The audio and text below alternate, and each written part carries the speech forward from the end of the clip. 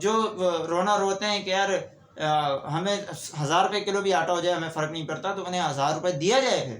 السلام علیکم ورحمۃ اللہ وبرکاتہ۔ IMF نے کہا ہے کہ پاکستان گیس، بجلی، آٹا، چینی پر سبسڈی ختم کرے۔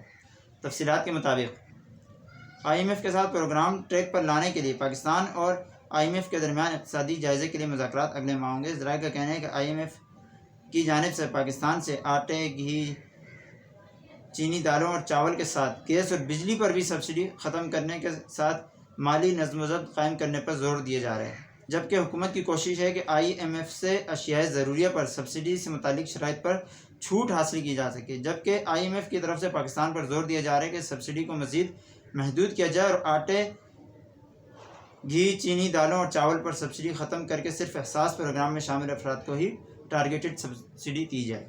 اچھا جی عمران خان صاحب، آپ نے جب آپ حکومت سے پہلے آپ جب اپنے جلسے کر رہے تھے تو آپ نے IMF کے ساتھ ہونے والے معاہدوں کو اپنے نشانے پر رکھا ہوتا تھا۔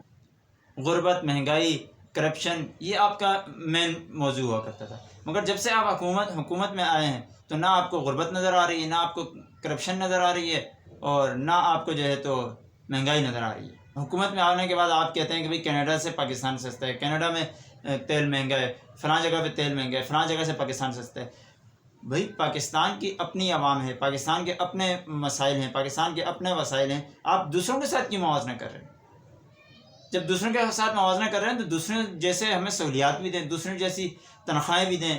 ان ممالک میں لوگوں کو انصاف لینے کے لیے 20 سال انتظار نہیں کرنا پڑتا، چھوٹے سے مسئلے کے لیے 7 سال بعد کیسوں کے فیصلے نہیں آتے۔ اور جس طرح IMF نے کہا کہ اس سبسڈی کو صرف پہلے تو آپ تو IMF کو مانتے ہی نہیں تھے، ہم نے قرضہ ہی نہیں دینا، آپ تو قرض دینے سے ہی واپس دینے سے انکاری ہوتے تھے، مگر آپ اب جب حکومت میں آئے تو آپ مزید اس پروگرام کو آگے بڑھائے جا رہے ہیں۔ اب آپ اسی IMF کے ساتھ جو نواز لیگ کے ہوتے ہوئے جو ہے تو بری تھی، اب وہ IMF اچھی ہو گئی ہے۔ وہی مہنگائی جو نواز لیگ کے ہوتے ہوئے بری تھے، اب وہ مہنگائی آپ کو نظر ہی نہیں آ رہی ہے۔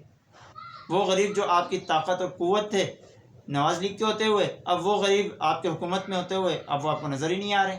اور IMF کا یہ کہنا کہ سبسڈی کو محدود کیا جائے غریب لوگوں کے لیے، یعنی صرف سبسڈی دی جائے، تو یہ غریب کا فیصلہ کون کر گئے؟ کون غریب ہے، کون امیر ہے، کون مستحق ہے، کون اس کا مستحق نہیں ہے؟ احساس پروگرام میں بہت سے غریب لوگ میں نے ایسے بھی دیکھے ہیں کہ جو بالکل 100% مستحق ہیں، 100% مستحق ہیں، مگر احساس پروگرام میں وہ شامل نہیں ہیں۔ اور بہت سے لوگ ایسے ہیں کہ جو بالکل مستحق نہیں ہیں اور ان کا نام احساس پروگرام میں شامل ہے۔ پچھلے دنوں 12,000 روپے جو حکومت کی طرف سے دیے گئے، کتنے لوگوں کو میں ایسوں کو جانتا ہوں جو 12,000 کے مستحق نہیں تھے مگر انہیں ملے، اور بہت سے لوگ ایسے تھے جنہیں جو مستحق تھے مگر انہیں نہیں ملے۔ پھر اسی طرح آپ نے چھوٹے سرمایہ کار، چھوٹے بزنس مینوں کے لیے 1 لاکھ روپے کا جو اعلان کیا تھا، ایسے کاروباری حضرات جن کا چھوٹے پیمانہ پر کاروبار ہے مگر انہیں 1 پیسہ نہیں ملا، اور ایسے کاروباری حضرات بھی ہیں کہ جنہیں وہ 1 لاکھ روپے تو ملے مگر وہ اس کے مستحق بالکل نہیں تھے۔ اور مستحق کیوں نہیں تھے؟ کہ وہ ان کا کاروبار کرونا کے دوران زور و شور سے چلا ہے، انہوں نے کرونا کے دوران پہلے کی نسبت انہیں دگنا منافع ہوا ہے، اور مگر انہیں 1 لاکھ روپے حکومت کی طرف سے بھی بجلی کے بلوں میں سبسڈی کی صورت میں مل گئے۔